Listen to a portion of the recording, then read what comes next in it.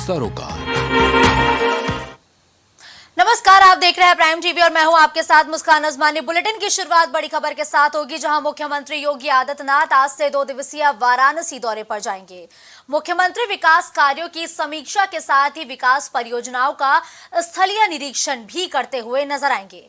इसके अलावा सामने घाट स्थित अपना घर आश्रम के एक कार्यक्रम में हिस्सा लेंगे और वहां निराश्रितों से मुलाकात करेंगे। इसके बाद पुलिस लाइन पहुंचेंगे। सर्किट हाउस में विकास परियोजनाओं और कानूनी व्यवस्था की समीक्षा करते हुए सूबे के मुखिया सीएम योगी आदित्यनाथ आज काशी में नजर आएंगे। भेलूपुर जल संस्थान जाएंगे, वहां सीस वरुणा में की जा रही जलापूर्ति का निरीक्षण करेंगे। श्री काशी विश्वनाथ धाम और काल भैरव मंदिर में जाकर दर्शन पूजन भी करते हुए सीएम योगी आदित्यनाथ नजर आएंगे। शुक्रवार की सुबह रुद्राक्ष कन्वेंशन सेंटर में Y20 के उद्घाटन समारोह में बतौर मुख्य अतिथि शामिल भी होंगे। इसके बाद लखनऊ रवाना हो जाएंगे। तो सूबे के मुखिया सीएम योगी आदित्यनाथ का 2 दिवसीय काशी दौरा आज से है, जहां वो विकास परियोजनाओं का दौरा करते हुए नजर आएंगे, शिलान्यास करते हुए नजर आएंगे। तो साथ ही Y20 सम्मेलन का उद्घाटन भी करते हुए सीएम योगी आदित्यनाथ नजर आएंगे। तो Y20 शिखर सम्मेलन का शुभारंभ सीएम योगी आदित्यनाथ करते हुए नजर आएंगे। इसके साथ विकास परियोजनाओं का जायजा लेते हुए भी आज सीएम योगी आदित्यनाथ नजर आएंगे। विवेक इस खबर पर ज्यादा जानकारी के लिए हमारे साथ जुड़ चुके हैं, वो भी लाइव। विवेक, देखिए, सीएम योगी आदित्यनाथ 2 दिवसीय दौरे पर काशी जा रहे हैं, क्या कुछ कार्यक्रम इनके 2 दिनों में निर्धारित किए गए हैं? देखिए मुस्कान, सूबे के मुख्यमंत्री योगी आदित्यनाथ अपने 2 दिवसीय वाराणसी दौरे पर आज जाएंगे और शाम करीब 4 बजे के करीब वो वाराणसी पहुंचेंगे। इसके बाद सामने घाट स्थित अपना घर आश्रम में लोगों से मिलेंगे और उसके बाद जो बनारस के जो जनप्रतिनिधि हैं, जो अधिकारी हैं, उनके साथ सर्किट हाउस में एक बैठक भी करेंगे। तकरीबन 2 घंटे ये बैठक चलेगी और इस बैठक में कानून व्यवस्था से लेके विकास कार्यों तक की समीक्षा होगी। आपको बता दें कि वाराणसी खास है क्योंकि प्रधानमंत्री का ये संसदीय क्षेत्र है और खास तौर पर उसके लिहाज से देखा जाए तो धार्मिक दृष्टिकोण से भी ये काफ़ी महत्वपूर्ण शहर है। भारतीय जनता पार्टी के लिए भी काफ़ी ज़्यादा महत्वपूर्ण है। अभी जिस तरीके से बात की जाए, ज्ञानवापी परिसर का मामला चल रहा है, ऐसे में वाराणसी में Y20 का भी उद्घाटन होने वाला है, जिसकी शुरुआत होने वाली है। मुख्यमंत्री योगी आदित्यनाथ इसका उद्घाटन करेंगे और साथ ही उनके साथ अनुराग ठाकुर, केंद्रीय मंत्री अनुराग ठाकुर भी उपस्थित रहेंगे। अगर बात की जाए तो सर्किट हाउस में कम से कम 2 घंटे बैठक होगी और वाराणसी में जो विकास कार्य हुए हैं, सरकार के द्वारा जो कानून व्यवस्था है, उस पर मुख्यमंत्री चर्चा करेंगे। अधिकारियों के साथ एक समीक्षा बैठक करके रिपोर्ट भी शेयर की जाएगी। इसके बाद अगर बात की जाए तो भाजपा के पदाधिकारियों से बैठक के बाद मुलाकात करेंगे और इस मुलाकात के भी कई निकल के सामने आ सकते हैं आगामी लोकसभा चुनाव के बाद। तमाम जो अभियान चल रहे हैं भारतीय जनता पार्टी के लोकसभा चुनाव के लिए, इसके अतिरिक्त भी भारतीय जनता पार्टी के जो अधिकारी जो पदाधिकारी हैं संगठन के, उनके साथ बातचीत होगी और चुनाव को लेकर भी रणनीति तैयार की जाएगी। अगर बात की जाए तो जनप्रतिनिधियों से भी मुलाकात करेंगे, उनकी समस्याओं को मुख्यमंत्री सुनेंगे। ठीक है, देखिए विवेक, Y20 सम्मेलन का शुभारंभ सूबे के मुखिया सीएम योगी आदित्यनाथ के द्वारा कल का वो दिन होगा जब किया जाएगा। किन किन देशों के डेलीगेट्स Y20 सम्मेलन में शिरकत करेंगे और कौन कौन से वो मुख्य पॉइंट्स होंगे जिस पर इस सम्मेलन में चर्चा की जाएगी? देखिए, एक ग्लोबल सम्मेलन है और इसमें तमाम देशों के जो प्रतिनिधि है इसमें शामिल होंगे। अगर बात की जाए तो इसके पहले G20 का आयोजन हुआ था और उसके पहले GIS का आयोजन उत्तर प्रदेश में हुआ था। और जिस तरीके से देखा जाए G20 के बाद, आयोजन के बाद से भारत की जो वैश्विक पहचान है और भी निकल के सामने आई थी। इसके बाद Y20 में तमाम देशों के डेलीगेशन आ रहे हैं और भारत एक अलग वैश्विक पहचान के रूप में उभर रहा है, जिसकी शुरुआत अगर बात की जाए तो कल से होनी है और मुख्यमंत्री योगी आदित्यनाथ इसका उद्घाटन करेंगे। साथ ही केंद्रीय मंत्री अनुराग ठाकुर इसमें उपस्थित रहेंगे। अब बात की जाए तो तमाम बैठकों के बाद, समीक्षा बैठक और जनप्रतिनिधियों से मिलने के बाद मुख्यमंत्री योगी आदित्यनाथ आज रात में काशी विश्वनाथ और काल भैरव के दर्शन करेंगे। उसके बाद सर्किट हाउस में विश्राम करेंगे। अगर देखा जाए तो Y20 के लिहाज से जो बैठक होने वाली है उसमें भी यह मुद्दा रहेगा कि किन किन तैयारियों को पूरा कर लिया गया है वहाँ के जो डीएम है, जो प्रशासन है, वो किन किन तैयारियों को पूरा कर चुका है और असली जो तैयारियों की जो रिपोर्ट देनी है वो मुख्यमंत्री के साथ साझा किया जाएगा। जिस तरीके से G20 का समापन बेहतर तरीके से हुआ, सरकार ये चाहती है कि इस आयोजन का भी समापन बेहतर तरीके से हो और एक अलग लेकिन विवेक, जब G20 सम्मेलन का आयोजन काशी में किया गया था तो उस दौरान सभी देशों के डेलीगेट्स ने काशी की खूबसूरती को बेहद ही करीब से देखा था। तो क्या अब Y20 सम्मेलन की शुरुआत होने जा रही है, तो क्या इस दौरान भी काशी की खूबसूरती को करीब से देखते हुए डेलीगेट्स नजर आएंगे? जी बिल्कुल, अगर बात की जाए तो जो डेलीगेट्स Y20 में सम्मिलित होंगे वो आयोजन के बाद बनारस की छटा को निहारते हुए जरूर आएंगे। ऐसा कहा जाता है पौराणिक मान्यताओं के अनुसार कि दुनिया का सबसे पुराना प्राचीन शहर वाराणसी है और ये धरती पर नहीं बल्कि भगवान शिव शंकर के त्रिशूल पे बसा हुआ है। ऐसे में इस प्राचीन शहर को देखने की उत्सुकता हम सभी में रहती है और जो Y20 में जो डेलीगेट्स आएंगे अलग अलग देशों के, वो तमाम तरह के जो सुंदर इमारतें हैं, अगर बात की जाए घाट हैं और जिस तरीके से क्रूज वगैरह चल रही है, तो बनारस में कितना विकास हुआ है उसको भी देखते हुए नजर आएंगे। G20 में जिस तरीके से अलग अलग जगहों पे अलग अलग डेलीगेट्स गए थे तो वहाँ की सुंदरता को देखा था, वहाँ जाके भारत की संस्कृति को अच्छे से देखा था। तो यहाँ बनारस में भी उस प्रकार से जो इंडियन कल्चर है उनको देखते हुए उनसे कुछ सीखते हुए नजर आएंगे।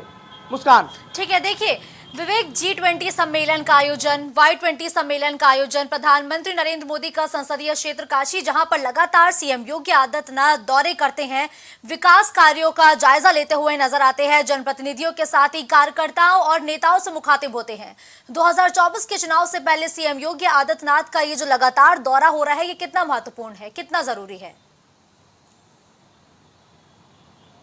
देखिए, किसी सूबे का मुखिया जब अलग अलग जगहों पे दौरा करता है तो वहाँ के विकास कार्यों का जायजा करना उसका सबसे प्रथम दायित्व होता है कि उसके सूबे में जो विकास कार्य होते हैं मुख्यमंत्री खुद इसको देखे और हर एक मामले से अवगत हो। अगर बात की जाए तो इस दौरे को लोकसभा चुनाव से अगर इतर देखे तो इसके पहले भी कई ऐसे दौरे हो गए हैं अलग अलग शहरों में जहाँ मुख्यमंत्री गए हैं, वहाँ पे बैठकें की हैं, अधिकारियों से बातचीत की है, समीक्षा बैठक की है और कानून व्यवस्था से लेकर विकास कार्यों की एक रिपोर्ट जो है वो अधिकारियों ने सूबे के मुखिया के साथ साझा की है। इसके बाद सूबे के मुखिया उस रिपोर्ट में अपनी राय देते हैं कि वो इस रिपोर्ट से कितने सेटिस्फाइड या संतुष्ट दिखाई पड़ते हैं। इस बैठक के बाद बात की जाए जिस प्रकार से आम चुनाव होने वाले हैं तो कहीं ना कहीं इसका एक कोरिलेशन इस बैठक का लोकसभा चुनाव से लोग करते आ रहे हैं और जाहिर सी बात है। धन्यवाद विवेक, इस खबर पर हमारे साथ जुड़ते हुए तमाम जानकारी हमारे दर्शकों तक पहुंचाने के लिए। तो देखिए, सूबे के मुखिया सीएम योगी आदित्यनाथ 2 दिवसीय काशी दौरे पर जा रहे हैं। इस दौरान वो विकास परियोजनाओं का जायजा लेते हुए तो नजर आएंगे ही, साथ ही Y20 सम्मेलन का उद्घाटन भी सूबे के मुखिया सीएम योगी आदित्यनाथ करेंगे। इस दौरान उनके साथ अनुराग ठाकुर भी मौजूद होंगे। मिशन 2024 को लेकर समाजवादी पार्टी एक्शन मोड में नजर आ रही है। इसी कड़ी में समाजवादी पार्टी का बांदा में 2 दिवसीय प्रशिक्षण शिविर का आगाज हो रहा है। वहीं आज प्रशिक्षण शिविर का दूसरा दिन है, जहां सपा सुप्रीमो अखिलेश यादव कार्यकर्ताओं को संबोधित करेंगे और जीत का मंत्र भी देंगे। वहीं शिविर में प्रदेश पार्टी संगठन के कई बड़े नेता भी सम्मिलित होंगे। इसके अलावा बांदा और चित्रकूट के करीब 4000 कार्यकर्ता ऐसे हैं जो इस कार्यक्रम में मौजूद रहेंगे। बता दें कि आज कार्यक्रम के समापन के बाद अखिलेश यादव फतेहपुर जाएंगे। तो देखिए, बुंदेलखंड से समाजवादी पार्टी के सुप्रीमो ने चुनावी हुंकार भर दी है। दरअसल 2019 के अगर हम नतीजों की बात करें तो बुंदेलखंड की सभी 5 की 5 सीटें फिलहाल भारतीय जनता पार्टी के पास है। ऐसे में अखिलेश यादव अब बुंदेलखंड की धरती पर अपना दमखम दिखाते हुए नजर आ रहे हैं, कार्यकर्ताओं से मुखातिब हो रहे हैं, चुनावी मंत्र दे रहे हैं। तो फिलहाल आज सपा सुप्रीमो अखिलेश यादव बांदा में मौजूद रहेंगे। इसके साथ ही आज का वो दिन होगा जब कार्यकर्ताओं को संबोधित करने के बाद, उनको जीत का मंत्र देने के बाद अखिलेश यादव फतेहपुर के लिए रवाना हो जाएंगे। तो इस खबर पर ज्यादा जानकारी के लिए हमारे सहयोगी भरत नामदेव इस वक्त लाइव हमारे साथ जुड़ चुके हैं। देखिए, बुंदेलखंड की धरती पर भरत, अखिलेश यादव चुनावी हुंकार भरते हुए नजर आ रहे हैं और बांदा में प्रशिक्षण शिविर की शुरुआत हो चुकी है। बीते दिनों क्या कुछ खास देखने को मिला इस प्रशिक्षण शिविर में? जी बिल्कुल, मैं आपको बता दूं कि अखिलेश यादव आज बांदा में हैं। कल वह बांदा पहुंच गए थे और आज वह कार्यकर्ताओं को संबोधित करेंगे।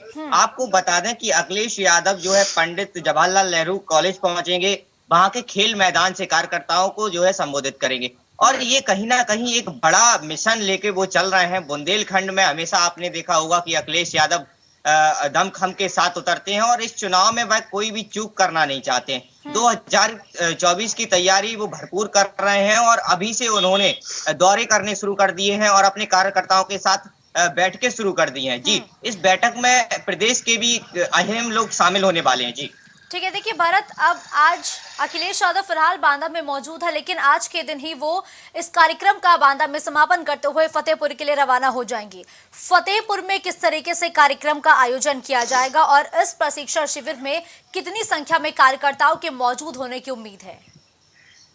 देखिए, बिल्कुल अगर हम बांदा की बात करें तो बांदा और चित्रकूट के मिलाकर जो कार्यकर्ता हैं वो करीब 4000 कार्यकर्ता इस कार्यक्रम में शामिल होंगे और अखिलेश यादव उनको संबोधित करेंगे। इसके बाद अगर फतेहपुर की बात हम करें तो भाई यहाँ से कार्यक्रम के बाद सीधा फतेहपुर जाएंगे और 2024 चुनाव का जो है वहां भी आगाज करेंगे। जी ठीक है, लेकिन देखिए भरत, जब भी बुंदेलखंड का जिक्र होता है तो किसानों की आत्महत्या, पानी की कमी, सूखा, तमाम ऐसी समस्याओं की जो एक चित्र है वो लोगों के दिमाग में बनती हुई नजर आती है। इस बार का चुनावी मुद्दा क्या है जिस पर सभी पार्टियां अपनी रणनीति तैयार कर रही हैं और लोगों के बीच पहुंच रही हैं? जी बिल्कुल, मैं आपको बता दूं कि बुंदेलखंड की अगर बात करें तो किसान लगातार त्रस्त नजर आते हैं और कहीं ना कहीं कोई आत्महत्या करता है, कोई फांसी लगाता है, तो कहीं ना कहीं लगातार जो है अखिलेश यादव उन तक भी पहुंचते हैं, उनसे भी मिलते हैं, उनके परिजनों से भी मिलते हैं। और जब बात अगर राजनीति की आ जाती है तो भाई उनका एक विशेष मुद्दा बुंदेलखंड में यही भी होता है कि किसान परेशान है। जी लेकिन देखिए भरत, अगर हम 2019 के चुनाव की बात करें तो बुंदेलखंड से 5 लोकसभा की सीटें आती है और फिलहाल ये सभी 5 सीटें भारतीय जनता पार्टी के पास है। इस बार की जो बयार है वो किसके पक्ष में बहती हुई नजर आ रही है, क्योंकि लगातार आप धरातल पर मौजूद रहते हैं, लोगों से मुखातिब होते हुए भी नजर आते हैं, तो जो जनता है वो किसके पक्ष में ज्यादा है? जी बिल्कुल, मैं आपको बता कि जिस तरीके से अभी लोकसभा चुनाव की आप जिक्र कर रही हैं तो उसमें बुंदेलखंड की अगर 5 सीटों की बात करें तो वह अभी भाजपा के कब्जे में, लेकिन लगातार जो है बुंदेलखंड पर अखिलेश यादव की नजर शुरू से ही रही है और इस बार भी अभी से शुरुआत उन्होंने चुनावी आगाज की कर दी है। इसीलिए उन्होंने 2 दिवसीय दौरा उनका बांदा रहने वाला है। उसके बाद बांदा के बाद वह फतेहपुर पहुंचेंगे। तो कहीं ना कहीं आप समझ सकते हैं इसको कि अखिलेश यादव बुंदेलखंड के लिए कितने ज्यादा प्रभावित है और बुंदेलखंड को हथियाने की वो कहीं ना कहीं कोशिश कर रहे हैं। जी ठीक है, देखिए एक भारत आखिरी सवाल आपसे ये होगा कि बुंदेलखंड के कुछ जिले मध्य प्रदेश में भी लगते हैं, ऐसे में अखिलेश यादव फिलहाल तो यूपी में है और जनता के बीच भी पहुंचेंगे, कार्यकर्ताओं को चुनावी मंत्र देंगे। ऐसे में भरत, क्या लगता है कि अखिलेश यादव के इस दौरे का असर और कितनी सीटों पर पड़ेगा? जी बिल्कुल, मैं आपको बता दूं जिस तरीके से अखिलेश यादव जहां भी पहुंचते हैं तो युवाओं का जोश कहीं ना कहीं बढ़ जाता है। और आपने देखा होगा कि लगातार वह बांदा जब पहुंचे तो सबसे ज्यादा युवा उनसे प्रभावित हुए और आज अगर उनका कार्यक्रम जो बैठक उनका शिविर लगना है, कार्यकर्ता सम्मेलन लगना है, उसमें करीब 4000 कार्यकर्ता उनकी शिरकत करेंगे और सबसे बड़ी अहम बात ये होगी कि उसमें सबसे ज्यादा युवा होंगे। जी बिल्कुल ठीक है, धन्यवाद भरत इस खबर पर हमारे साथ जुड़ने के लिए।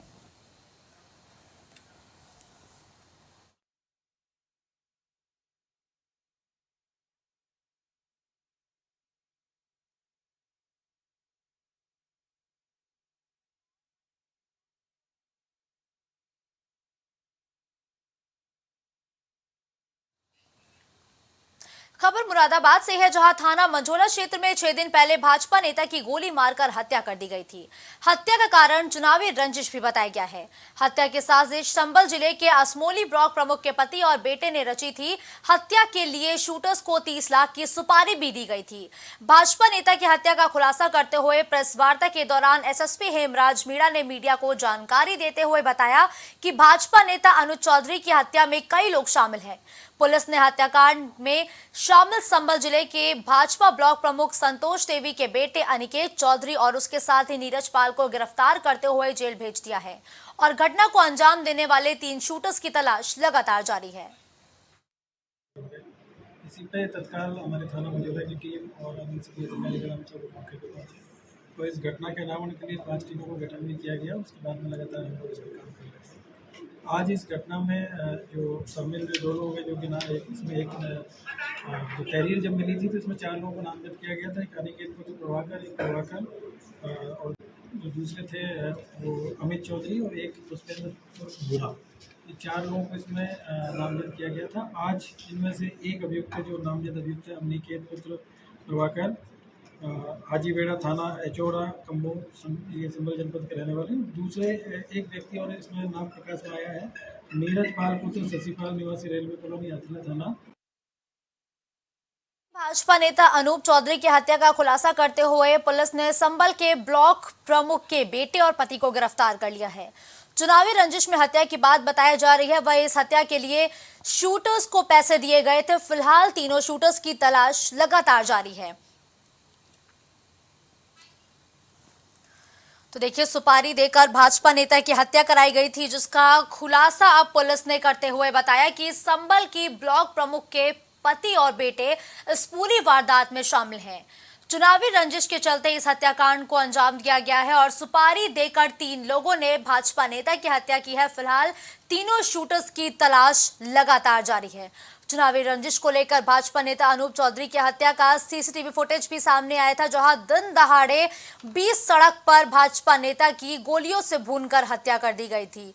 लगातार तलाश जारी थी, सीसीटीवी फुटेज को खंगाला जा रहा था और पुलिस ने लगातार सक्रियता दिखाते हुए अब इस हत्याकांड में शामिल आरोपियों को गिरफ्तार किया है। तो साजिशकर्ता ब्लॉक प्रमुख के पति और बेटे को फिलहाल पुलिस ने गिरफ्तार किया है। प्रेस वार्ता करते हुए पुलिस ने बताया कि ब्लॉक प्रमुख के बेटे और पति ने साजिश रचते हुए इस पूरी वारदात को अंजाम दिया, जिसके लिए शूटर्स भी हायर किए गए थे, यानी कि सुपारी देकर इस पूरी वारदात को अंजाम दिया गया है।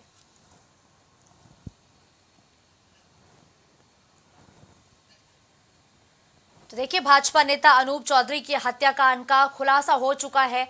पुलिस ने प्रेस कॉन्फ्रेंस करते हुए बताया कि सिपाही देकर भाजपा नेता की हत्या कराई गई थी। तो वहीं इस पूरी हत्याकांड का खुलासा करते हुए पुलिस ने आज प्रेस कॉन्फ्रेंस के जरिए ये भी बताया कि संभल के ब्लॉक प्रमुख की जो बेटे हैं और जो पति हैं, उन दोनों ने मिलकर इस पूरी हत्याकांड की साजिश रची।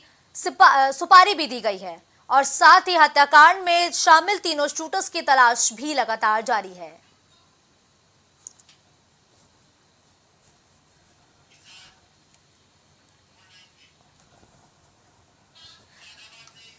तो इस खबर पर ज्यादा जानकारी के लिए मुरादाबाद से हमारे सहयोगी इरशाद फोन लाइन पर हमारे साथ जुड़ चुके हैं। इरशाद, भाजपा नेता अनूप की हत्या का खुलासा करते हुए पुलिस ने प्रेस कॉन्फ्रेंस की है। इस दौरान ब्लॉक प्रमुख के बेटे और पति को गिरफ्तार किया गया है। क्या कुछ खुलासा किया गया है और प्रेस कॉन्फ्रेंस के दौरान? देखिए, मैं आपको बता देता हूँ कि जैसा कि 6 दिन पूर्व भाजपा नेता की गोली मारकर हत्या कर दी गई थी। वे अपने अपार्टमेंट में के परिसर में अपने मित्र के साथ घूम रहे थे।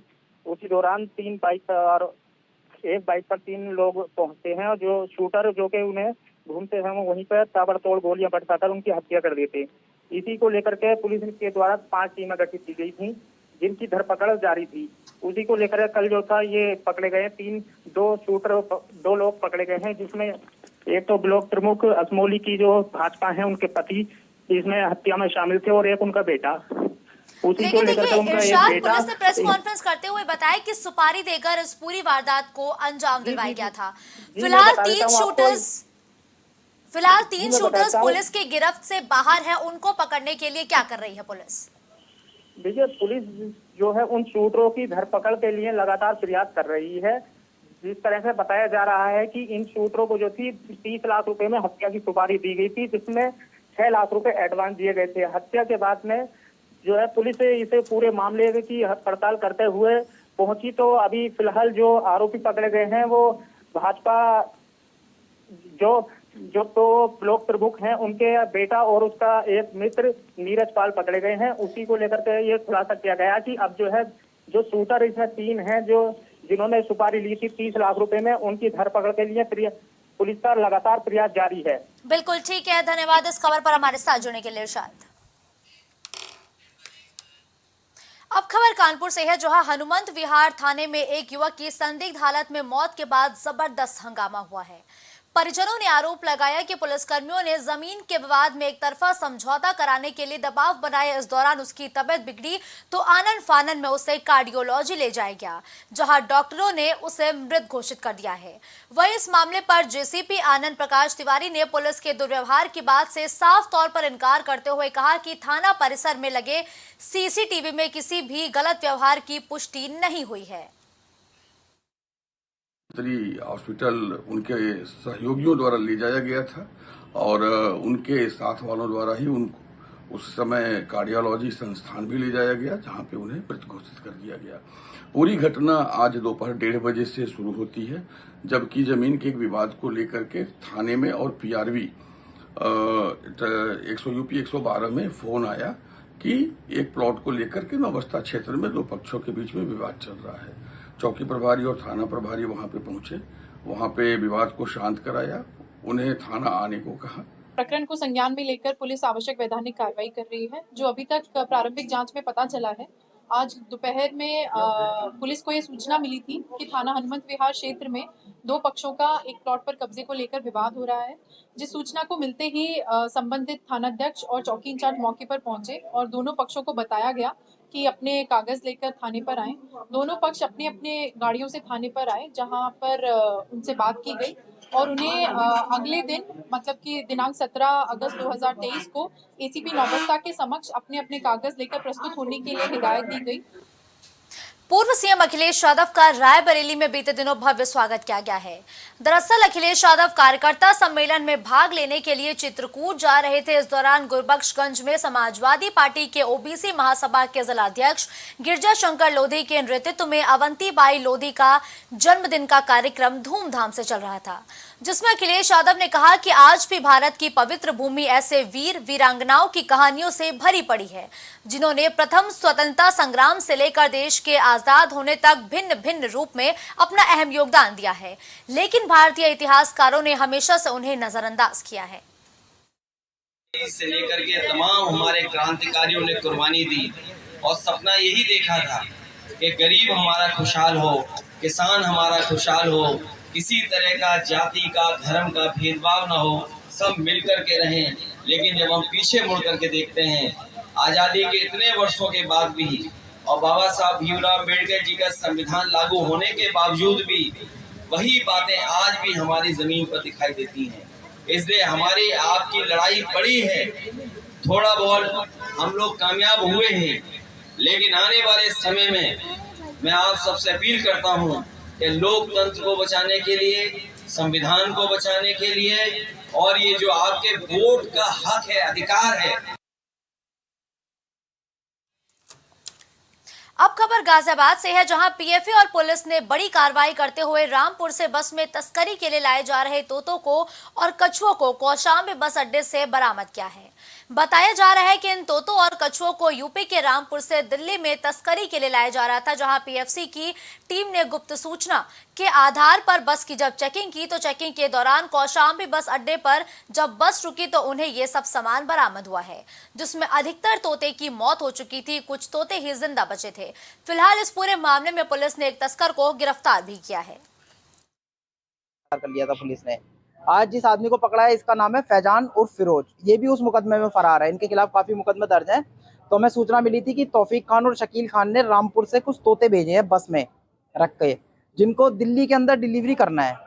तो जैसे ये बस से उतरे हैं कौशाम्बी मेट्रो स्टेशन के पास, उसके बाद हमने पुलिस को भी सूचना दे रखी थी। तुरंत ही हमने एक व्यक्ति को पकड़ लिया जिसका नाम फिरोज उर्फ फैजान है।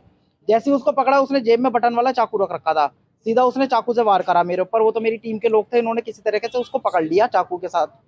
और ये देखिए छोटे छोटे पिंजरों में इन्होंने तोते रख रखे थे, जो इसने पूछने में बताया कि 150 तोते हैं।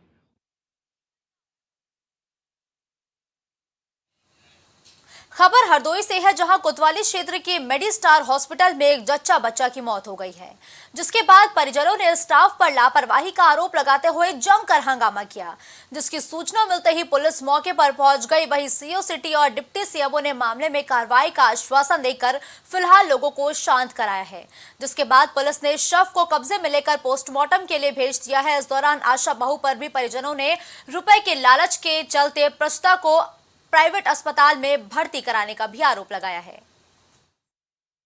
को लाए थे डिलीवरी करवाने, यहाँ बीबी भी मर गई, बच्चा भी मर गया। पहले बच्चा खत्म हुआ, उसके बाद में बीबी। 50,000 रुपया इनने लिया था रात में, कहन तुम्हारी बीबी बच जाएगी। बच्चा तो पहले खत्म हो चुका था, कहन बीबी बच जाएगी। अब बीबी भी खत्म हो गई अभी 1 घंटा पहले, और बंद करके मेडिकल भी भाज गए। इसमें देख लो, सभी लोग सब बंद पड़ा है इसमें ताला। कोतवाली शहर थाना क्षेत्र में ही यहाँ पे तबस्सुम एक गर्भवती महिला एडमिट हुई थी और उनका जो है बच्चा सुबह उनकी डेथ हो गया और उसके आधे घंटे बाद तबस्सुम की भी डेथ हो गई। उनका मायका इसावा में है और यहाँ पे शहर में शादी हुई थी। उनके मायके वाले आ रहे हैं, जैसा भी वो तहरीर देते हैं उसके अनुसार आवश्यक विधि कार्रवाई की जाएगी। सर जाम वाम लगाया गया था? नहीं, ऐसा कोई बात नहीं है, लोग खड़े थे जाम पे। अब खबर हरदोई से है, जहां शहर कोतवाली पुलिस ने महिमा कलर लैब का ताला तोड़कर हुई चोरी की घटना का खुलासा किया है, जिसमें पुलिस ने नगर पालिका परिषद कैंपस से चोरी करने वाले 3 चोरों को गिरफ्तार किया है, जिनके पास से 3 लाख का इलेक्ट्रॉनिक का सामान भी बरामद किया गया है। इस पूरे मामले का खुलासा करते हुए अपर पुलिस अधीक्षक ने बताया कि आयुष दीक्षित उर्फ उदित दीक्षित, गौरव सिंह और आकाश वर्मा ने बताया कि वो तीनों आदर्श सिंह के कलर लैब पर नौकरी किया करते थे। कुछ अनबन हो जाने के कारण उन तीनों ने काम छोड़ दिया और आदर्श को सबक सिखाने के लिए उसकी दुकान में चोरी करने का एक खाका भी तैयार कर लिया, जिसके बाद उन्होंने देर रात दुकान का ताला तोड़कर चोरी की इस वारदात को अंजाम दिया है। चोरी की घटना हुई थी, ये पिछले हफ्ते हुई थी। इसमें लगातार पुलिस द्वारा अज्ञात चोरों का पता लगाने के लिए सघन अभियान चलाया जा रहा था। इसी दौरान पता रसी, सुराग रसी और सर्विलांस के माध्यम से ये जानकारी में आया कि 3 अज्ञात व्यक्ति कुछ चोरी के सामान के साथ जा रहे हैं। पुलिस द्वारा तलाश करने पे और कड़ाई से पूछताछ करने पे उनके पास से चोरी गए 1 ड्रोन, 3 वीडियो कैमरे, 1 डिजिटल कैमरा और तमाम और इलेक्ट्रॉनिक उपकरण, मिक्सिंग मशीन इत्यादि मिला। उन्होंने स्वीकार किया कि उन्होंने ही महिमा कलर लैब से चोरी किया था। पीलीभीत के थाना माधो टाडा क्षेत्र के ग्राम वीर खेड़ा के रहने वाले किसान ने बताया कि उसने 15 एकड़ भूमि पर सोयाबीन की खेती की थी। सोयाबीन की खेती के दौरान उसमें घास उगाई। इस दौरान किसान ने दुकानदार पर आरोप लगाते हुए कहा कि दुकानदार ने उसे धान की फसल में इस्तेमाल किए जाने वाली दवा दी, जिसको स्प्रे करने से उसकी 15 एकड़ की फसल जलकर राख हो गई, जिससे किसान का करीब 3 लाख का नुकसान भी हो गया। जिसके बाद पीड़ित किसान ने पुलिस से शिकायत की, लेकिन अब तक पुलिस ने आरोपी के खिलाफ कोई भी कार्रवाई नहीं की है। आज हम पीलीभीत के तराई क्षेत्र वीरखेड़ा में उपस्थित थे। यहाँ पर आपको बताते चले, एक मामला निकल कर के आया है कि यहाँ पर एक किसान की 15 एकड़ सोयाबीन की फसल जलकर नष्ट कर दी गई है। आपको बताते चले कि किसी व्यक्ति के ऊपर पैसे आ रहे थे, किसान ने उससे पैसे के बदले दवा ली, तो उस व्यक्ति ने इस तरह की दवा दे दी कि खेत में छिड़कने के बाद घास तो नहीं मरी, लेकिन सोयाबीन की फसल जो थी वो चली गई। अब ये देखना होगा कि इस किसान की क्या मदद की जाती है, क्या सॉल्यूशन इसका निकलता है और किसान को किस तरह से जो आगे चल करके इंसाफ मिलेगा। और यहाँ को आपको बताते चलें कि इन लोगों ने और डिमांड की जा करके कि हमें इसका मुआवजा चाहिए। उसके बाद में जिस व्यक्ति ने दवाई दी थी, तो वो व्यक्ति इन लोगों के ऊपर मारने के लिए, हाथापाई के लिए उतारू हो गया और मार पीट के अपने गांव से भगा दिया कि आपको जो कर मिले, जहां शिकायत कर मिले कर लो जाकर के। तो किसान ने मजबूरन आकर के एक चौकी पर शिकायत की, लेकिन अभी तक कोई कार्रवाई नहीं की गई है। अब देखना ये है कि प्रशासन के द्वारा अब क्या किया जाता है, आगे क्या कार्रवाई की जाती है। हमारे साथ में किसान लोग उपस्थित हैं, उनकी कितनी फसल नष्ट हुई है, क्या खर्चा आया था, कितनी लागत लग चुकी है और कितनी फसल लागत कटने वाली थी, तो जानकारी पूरी लेंगे। आज हमारे साथ में किसान लोग उपस्थित हैं। क्या नाम है आपका? सत्येंद्र यादव जी। सत्येंद्र, ये तुम्हारे खेत में जो फसल सोयाबीन की खड़ी हुई थी, कैसे क्या हुआ? जी सर, हमारे पास उनके पास पैसा था लेना। जब मैं पैसे मांगने गया तो उन्होंने पता नहीं कौन सी गलत दवा उठा के दे दी, क्या दे दी, सोयाबीन का करके दवा मांगा था, उठा के दे दी, जो हमारी 15 एकड़ सोयाबीन जल के नष्ट हो गई जी, जिससे में के 5-6 लाख का नुकसान हो गया जी हमारा। किससे लेके आए थे दवाई? जी ये बब्बन और अशोक हैं जी। शिकायत की कहीं? जी वीरखेड़ा के निवासी हैं जी, शिकायत की कहीं? जी शिकायत की थी जी, शिकायत किए थे चौकी में, प्लस माधव टांडा भी, तो इनका कोई सुनवाई नहीं है। मारने के लिए हम लोग पे दौड़ रहे हैं। हम गरीब बंदे, हम कहाँ जाएंगे। हमें मारने के लिए बहुत धमकी दे रहे। जैसे 2 प्रधानों के सामने इन मीटिंग हुई थी, पंचायत भी हुआ था, उस सभा के बीच में हमको मारे थे ये सब। अच्छा ये बताओ, ये किस जगह का मामला है? जी अपना भूदान का है जी। गांव कौन सा लगता है? जी बीरखेड़ा जी। जी